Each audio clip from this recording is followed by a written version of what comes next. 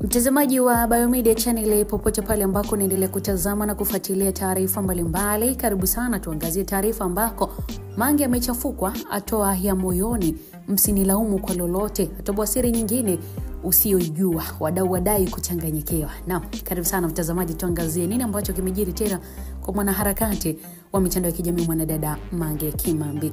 Ni katika mahojiano ya kipekee kabisa na waandishi wa habari ambako Mange, kiongozi maarufu wa jamii na wanaharakati ambaye anajulikana kwa msimamo wake thabiti, amefunguka kwa kina kuhusu maisha yake ya kibinafsi lakini pia changamoto ambazo anazipitia.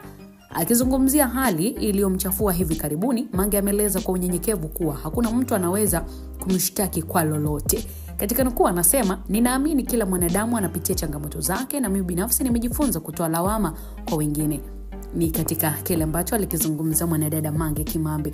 Aidha, Mange ametumia fursa hiyo pia kutoa ya moyoni mwake, akisisitiza umuhimu wa kuelewana na kuachana na chuki zisizo na msingi. Lakini pia amefafanua kuwa matukio yaliyotokea hayakumchafua kimfumo, bali yamemfanya awe na msukumo zaidi wa kuendeleza miradi ya maendeleo ya jamii.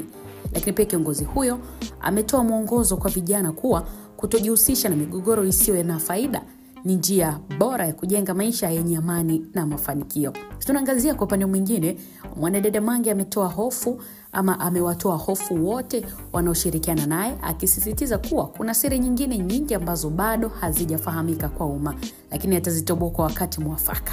Katika nukuu ya pili anasema, "Si kila kitu kinapaswa kufahamika mara moja. Ujuzi na bahari huchukua wakati wa kufahamika, na hili ni jambo la kawaida." Hii ni ishara kuwa kiongozi huyu anayo mipango mikubwa sana ya kuendeleza maendeleo, huku akihakikisha kuwa kila hatua inayochukuliwa kwa uwazi na hekima, basi mambo yatakuwa vizuri. Msemo wa mwanadada Mange wa kuishi kwa heshima na kutoa ya moyoni bila kulalamika unaendelea kuwa kielelezo cha msimamo wake thabiti na busara ya kipekee katika maisha na uongozi wa jamii. Una maoni gani mtazamaji? Endelea kuandika moja kwa moja kupitia Biomedia, tutaendelea kuyapitia kwa wakati mwingine. Jina langu ni Official Rose D. Till next time mtazamaji, katika habari kana zile habari mbalimbali.